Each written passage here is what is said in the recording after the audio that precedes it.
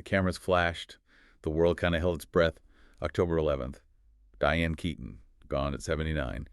And just, wow, this huge wave of tributes hit Hollywood. Everyone's celebrating her, her talent, her style. It felt like this required moment of grief. Yeah, absolutely required. But then one tribute, just a simple social media post, it did something different. It wasn't just looking back at her amazing career. Right. It looked forward at the life she was supposed to have, a message that mourned a future that was just stolen. That's exactly. Wow. A single sentence, really, from Damn Goldie Hawn.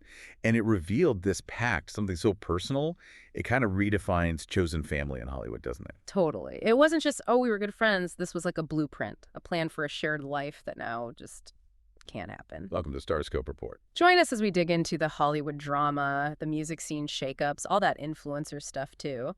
From red carpet surprises, to those social media blow-ups, we really get into the stories behind the headlines. And today, it's all about this incredible friendship, decades long, between Goldie Hawn and Diane Keaton. We're unpacking that revelation, the one that honestly had Hollywood sobbing and makes you really think about what a lifetime promise actually means. Okay, so let's start with that headline, the big one, Goldie Hawn's post.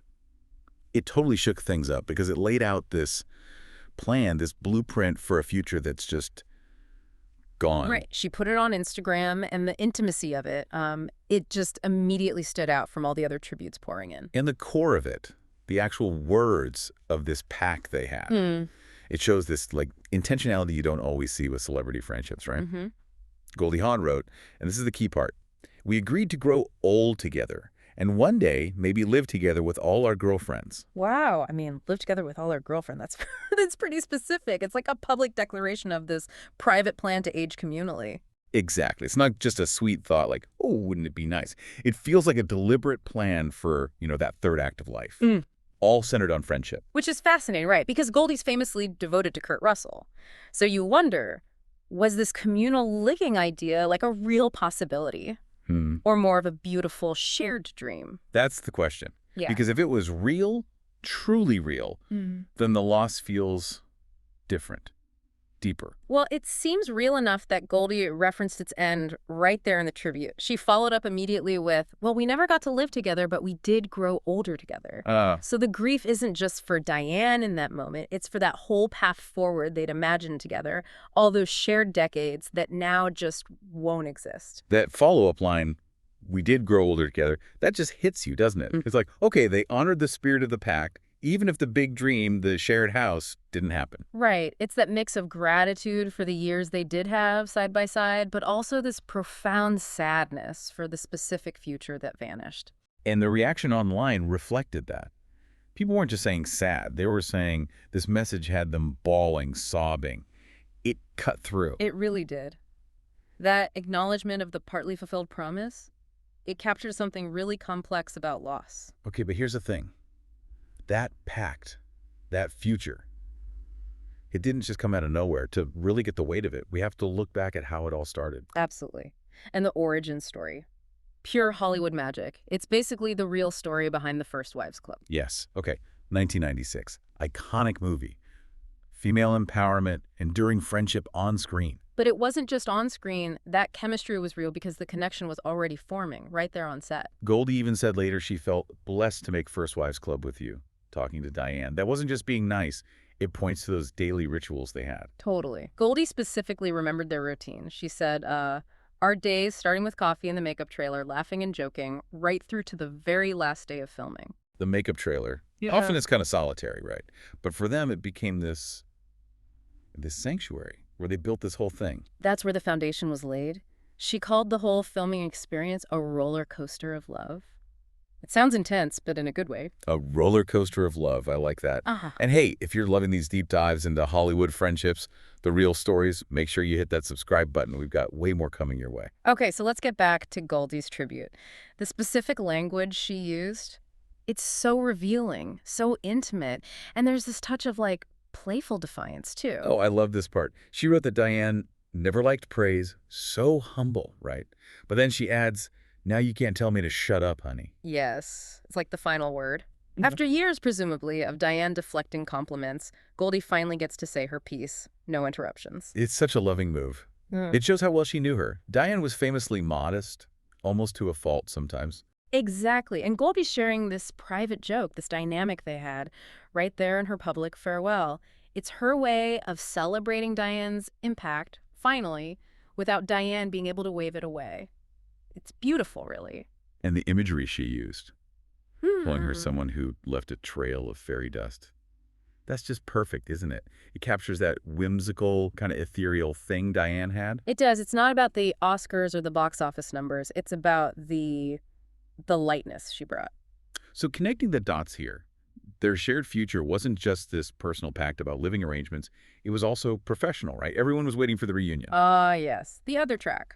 Which brings us to, well, another kind of tragedy. Hollywood just failing to get the band back together. It's baffling. This whole story is kind of framed by the industry's inability to reunite the First Wives Club stars. It really is. And it wasn't for lack of trying, sort of. The most recent concrete attempt was that movie Family Jewels, announced back in 2020. Right, where they'd play the three wives of the same dead guy. Sounded perfect. Fans were thrilled. It felt like, okay, this is it. The reunion is finally happening. Nope. It just sat there. And then, what was it, July 2024, Bette Midler basically put the nail in the coffin. Yeah, she gave this really downbeat update, said the film was stuck in development hell, and her words were pretty stark. It had gone into the abyss where all good scripts go to die. Oof, the abyss. That doesn't sound promising. Not at all. And this wasn't the first time. There was that earlier Netflix project, remember? Divination? That fell apart too. Goldie publicly blamed a flawed script for that one. Said nobody could really fix it. Which brings us to the uncomfortable question, the industry bias part. The First Wives Club made, what, $180 million worldwide? Huge hit. Massive, yet no sequel ever got off the ground back then. Bette Midler herself blamed political reasons, hinting at that systemic bias against big female-led hits getting the same treatment as, say, male action franchises. Exactly. And the fact that even Family Jewels, decades later, with 3 absolute legends attached, still couldn't get made, it really speaks volumes about Hollywood's hesitation, maybe even indifference, towards stories about older women. Even with a proven track record, it feels like the industry infrastructure just failed them, failed their shared professional future, regardless of what they wanted. And that failure makes the personal loss even sharper, doesn't it? You've got these 2 parallel losses. Yeah, it's this stark contrast, the failed movie. Okay, that's a disappointment for us, the audience, a missed opportunity. Right, professional regret. But the shattered private pact, the plan to grow old together, maybe live together, that's a deep personal tragedy. It fundamentally changes the rest of Goldie Hawn's life. That's the absolute core of it, and it's why her tribute felt so different from all the others. Because everyone else, understandably, was looking back. You had Steve Martin joking about Diane calling him and Martin Short idiots, which is hilarious. Or Jane Fonda calling her unique, a spark of life. Leonardo DiCaprio calling her a legend, an icon, and a truly kind human being.